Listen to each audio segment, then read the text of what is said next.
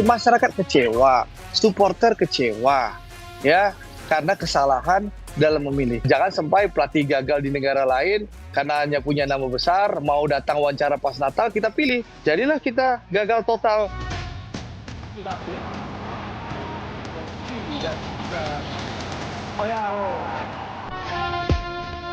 Yang namanya Coach Sintayong dan tentu Coach Patrick sudah menjadi bagian masa lalu.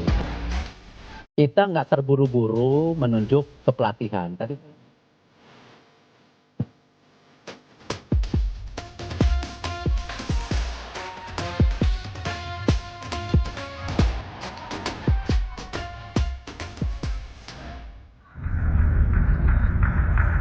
Mimpi menuju Piala Dunia 2026 kandas di tengah jalan.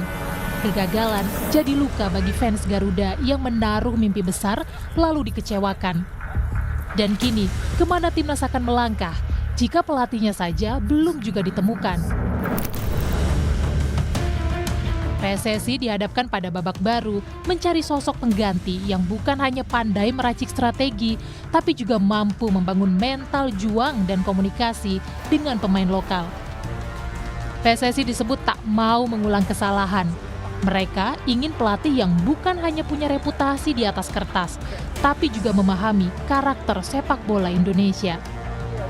Nama-nama pelatih asing asal Belanda, Louis van Gaal, dan legenda Belanda lainnya, Frank de Boer, sempat jadi rumor akan dipilih jadi pelatih Garuda. Bahkan ramai di media sosial, banyak yang menyerukan nama Sintayong untuk kembali menjadi pelatih. Namun, semua nama tersebut dipatahkan oleh Ketua Umum PSSI, Erick Thohir. Dengan tegas, Erick menyebut STY adalah masa lalu dan PSSI tidak akan terburu-buru mencari pelatih timnas Indonesia. saya rasa kita nggak terburu-buru menunjuk kepelatihan. Tadi saya sudah sampaikan bahwa yang namanya Coach Sintayong dan tentu Coach Patrick sudah menjadi bagian masa lalu. Tapi apa yang telah diberikan Coach Sintayong kita apresiasi. Apa yang kekurangannya kita pelajari. Sama juga dengan Coach Patrick. Kita apresiasi, kekurangannya kita pelajari. Makanya kita mencari yang namanya pelatih bisa nggak lebih baik daripada sebelumnya. Namun keputusan Erick Thohir yang tidak terburu-buru mencari pelatih timnas Indonesia berdampak pada agenda timnas Indonesia. Mereka harus rehat di FIFA Matchday pada November 2025.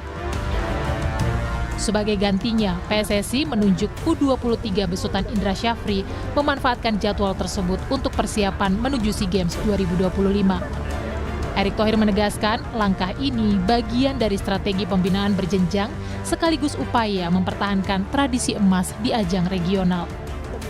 Ya bola seperti itu, up and down, ada hasil yang harus dipertanggungjawabkan. Ya, tapi nggak ada favorable. Kadang terpenting itu kan tadi, sepak bola ini kita bangun untuk nasional dari generasi ke generasi. Ingat loh, ya, blueprint PSSI itu tidak berubah. Kita maunya 2034. Karena kenapa? Ada pembinaan dan juga ada pemain-pemain terbaik yang di luar negeri kita akan coba konsolidasikan.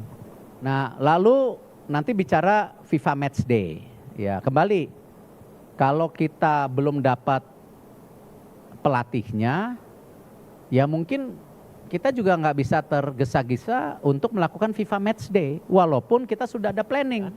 Nah, sekarang November ini kita belum ada bayangan karena pelatihnya sendiri kita belum masuk ke dalam kategori searching 5 pelatih, 6 pelatih. Analis sepak bola Ihsan Mahar menyebut langkah PSSI berhati-hati memilih pelatih Garuda bijak dan saatnya PSSI maju ke depan. Dan soal FIFA Matchday, Ihsan bilang sudah tidak mungkin timnas Indonesia bisa mengejar. Dan ini juga menurut saya keputusan yang saya katakan bisa bijak dengan keputusan sekarang. Bagaimana kita sudah harusnya lebih move on, tidak lagi kesin, tidak lagi mikirin Patrick Kluivert. Sekarang saatnya PSSI maju ke depan, mereset ulang tim nasional karena ada 2 ajang besar yang menanti kita dalam setahun ke depan. Ada Piala Asia 2027 plus juga ada kualifikasi Piala Dunia 2030. Sebutkan bahwa FIFA Matchday November ini sudah tidak lagi lah bisa dikejar oleh timnas senior. Saatnya di sini diupayakan bagaimana tim U23 asuhan Coach Indra Safri untuk bersiap menghadapi SEA Games bulan depan. Jadi meskipun nanti namanya tim senior ataupun tim U23, tetap yang paling realistis U23 untuk bermain di November nanti.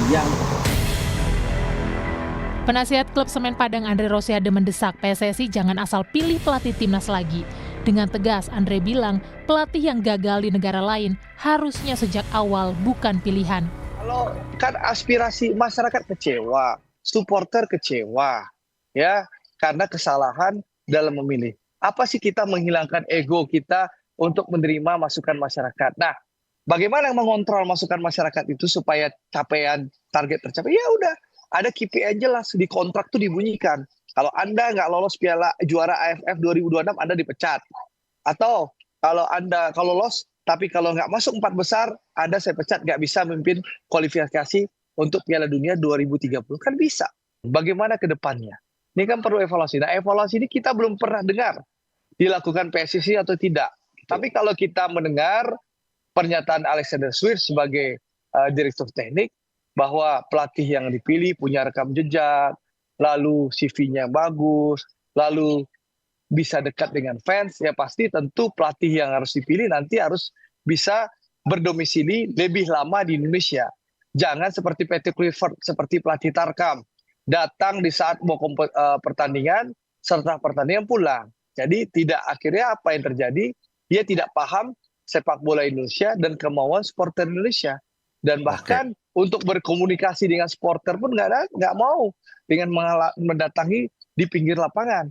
Nah ini kan penting juga, jangan sampai pelatih gagal di negara lain karena hanya punya nama besar, mau datang wawancara pas Natal kita pilih. Ya inilah kejebaknya. Jadilah kita gagal total di timnas di Piala Dunia tahun 2026 ini, karena pelatih yang kita pilih orang gagal di Kurakau, kita masih pakai. Di sisi lain, analis sepak bola kritis meminta PSSI untuk lebih menganalisis karakter gaya sepak bola yang cocok untuk Indonesia, sehingga bisa menemukan pelatih yang tepat. Saya dari dulu mengatakan kita berharap pelatih timnas kita itu mengerti dan mengenal karakter gaya sepak bola yang cocok buat kita.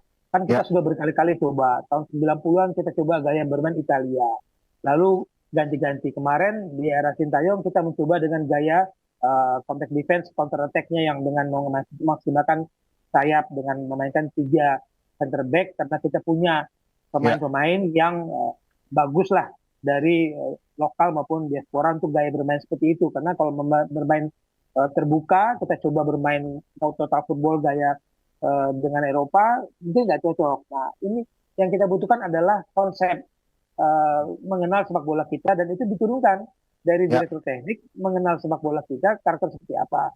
Nah, kalau pemain timnas kita memang banyaknya dari Eropa sana, dari diaspora, apakah itu menjadi kerangka untuk program jangka panjang?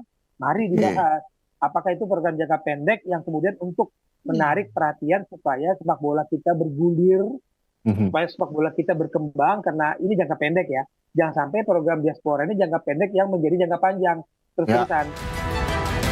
Timnas bukan sekedar skuad, tapi kebanggaan Indonesia. Kita tunggu siapa pilihan PSSI untuk mengawal timnas Indonesia terbang lebih tinggi di kancah dunia. Tim Liputan, Kompas TV.